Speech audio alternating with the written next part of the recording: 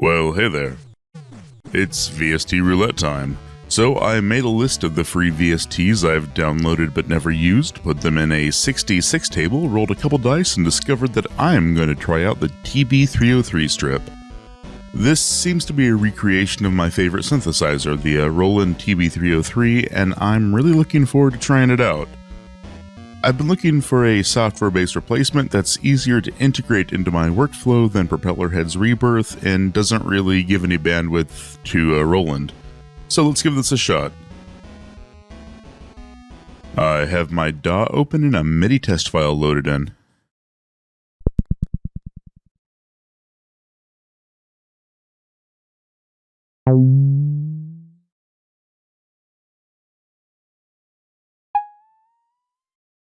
Okay, so the first thing I notice is that this has absolutely no sustain.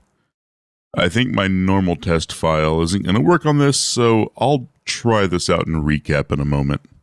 Okay, so this is garbage. The big draw for the 303 sound is a variety of controls that allow you to mess with the instrument's filter and switch the oscillator back and forth, and with this VST you can't automate anything. You can still manipulate those controls, but that's nearly useless for most applications, unless you have the ability to render the track in real time while messing with the interface's controls. Because this version doesn't have the pattern section of the instrument, my assumption was that the slide function would be automated by using longer notes. With the actual instrument, the user enters individual eighth notes and can chain those notes together into longer notes using that slide button. But on this VST, that function is omitted, so the tone just dies after a second or two. And this version introduces a new problem that wasn't in the original hardware. It treats any two notes without a space between them as one long note. So you'll need to interject small spaces even in slow-moving legato lines. I might be a bit harsh calling it garbage, but the 303 is my favorite synth, and this is a virtually non-functional recreation with a bad-sounding oscillator. But I guess I'm going to figure out how to use it. Given how underwhelming the TB-303 strip is, I'm going to add another random plugin. So going back to my table, I have Drum Kit. This is Drum Kit 1 by Max Synths. Okay, that's John Bonham. Without even hearing this, given only this image, my prediction is that this is either sampled from or emulating the drum break-in when the levee breaks. I'm guessing that because other than the Amen break, the break-in when the levee breaks is probably the most sampled drum part ever. I'm going to play around with this for a bit and catch you up on what I find. After hearing this, what became immediately apparent is that this is neither sampling nor emulating the drums in When the Levee Breaks. It turns out that this is just an old drum sound font for which somebody made a standalone VST. But it's okay, I guess. It's incredibly loud, but we all gain stage, so that shouldn't be a problem. Velocity controls the dynamics, big thanks to whoever assembled this, so it's pretty easy to control. The hi-hats, kick, and tom sound okay, but the crash and snare sound a little bit too much like the default MIDI sound. But with a little tweaking, I think they're usable.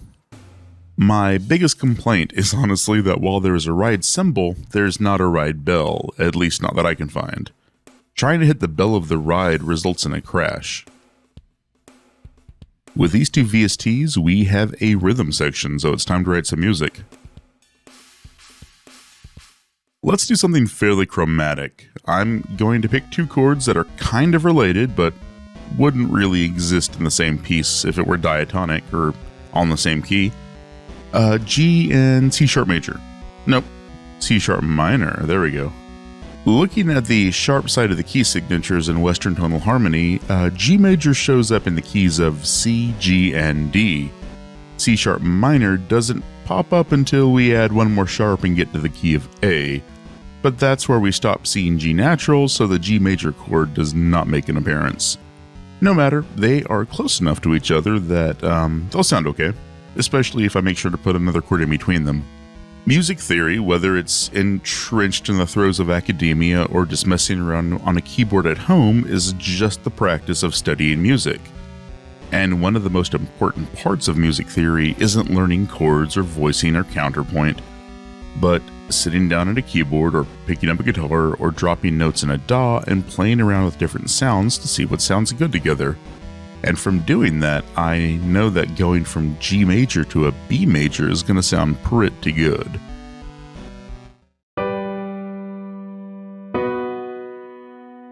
See? It's not your traditional diatonic movement, but I like that sound.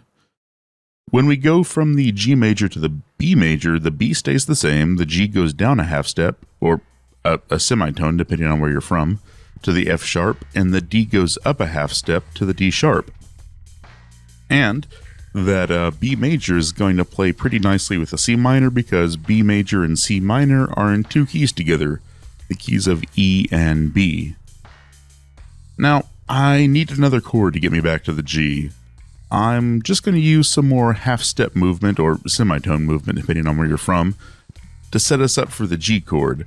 The target has a G, a B, and a D, and I'd like the chord before that to have at least one of those notes, plus another note that is just a half step away. I'm going to keep the G, so whatever the second chord ends up being is going to have a G in it. The C sharp minor has an E and the G major has a D, so I could just split the difference between those and have this chord have a D sharp or an E flat. Just keeping this to triads and sevenths. With that, I'll just call it an E flat. With that E flat and the G, I can use C minor 7, an E flat 7, or an A flat major 7. I'm going to go with the E flat 7 because two of the notes remain the same and two of them are going to be a half step off. Thinking of each of those chords as a half measure, I'm going to repeat that process to come up with different chords to put between that G and that C sharp minor, with the result being G, E over A, C sharp minor, and D over A. Nice, those are the chords for 4 measures. Now, by repeating that and swapping around the last and third to last measures, it becomes 8 measures without really changing the feel of the progression. Those are the chords for the A section, which will also be repeated at the end. I'm going to pick a spot in the middle and write some chords with a little more functional harmony in the key of C sharp major. And put a few measures on either side to get us there and get us back out. And the chords are done. I just need to write the actual notes now. The TB-303 strip is presenting some obstacles. I wanted to utilize all the controls, but I can't automate anything.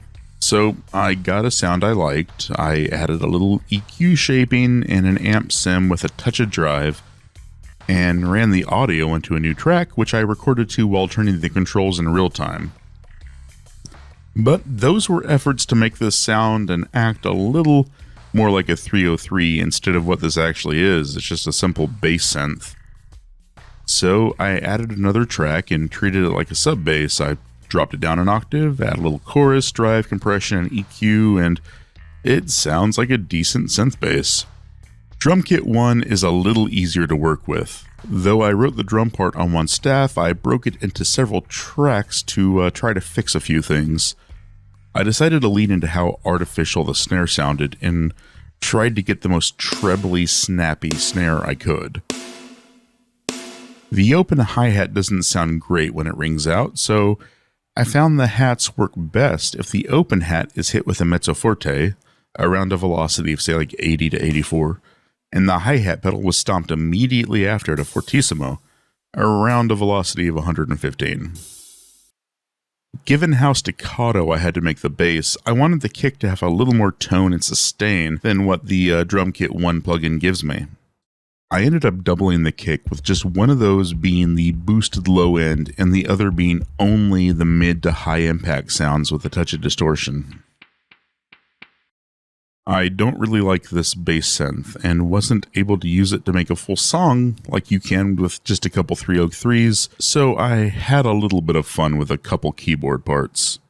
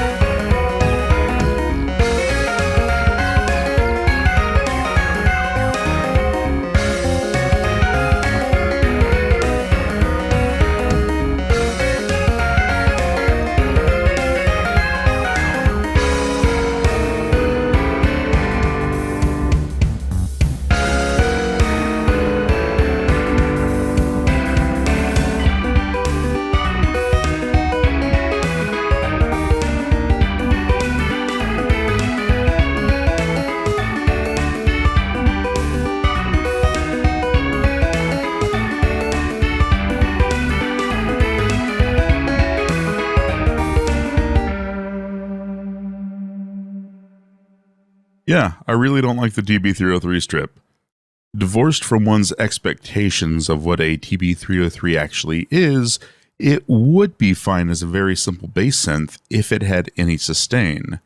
Since you need staccato notes or at least very, very small rests between the notes in order to have it keep playing, it rules out so many potential uses. There's a lot of options out there for a 303 sound, not least of all is Roland's official software version. If you want a 303 but don't want to support or endorse Roland, the Venom BB 303 is probably your best bet. Drum Kit 1, on the other hand, is something I might use in the future. It occupies this uncanny valley of drum sounds where it sounds artificial, but not deliberately or even overtly so. I need to play around with this, but I think it would be interesting to use it to double either more organic or more electronic sounding drum parts, not doing anything on its own, but just low in the mix and playing the exact same notes to thicken up the drum part. Something like this. In a lot of modern rock production, there's a trend to make a copy of the bass track, take out all of the low and high ends and add some cheap distortion, kill the volume, and gently layer that alongside the actual bass track to give the bass a little more teeth. I see Drum Kit 1 as something that can be used in the same way. It's kind of a cheap sounding drum sound that can be used to fill out your drums. If you're so inclined, both of these are widely available from numerous VST sites, a couple of which I've likely linked in the description. I find that these illustrate the good and the bad of user-made free plugins. You sometimes get some low frills, useful things that you can almost immediately find use for, and sometimes you get your hopes up for what amounts to nothing. Well, for now, that's all. There's a couple more free tools for you, so go make some music.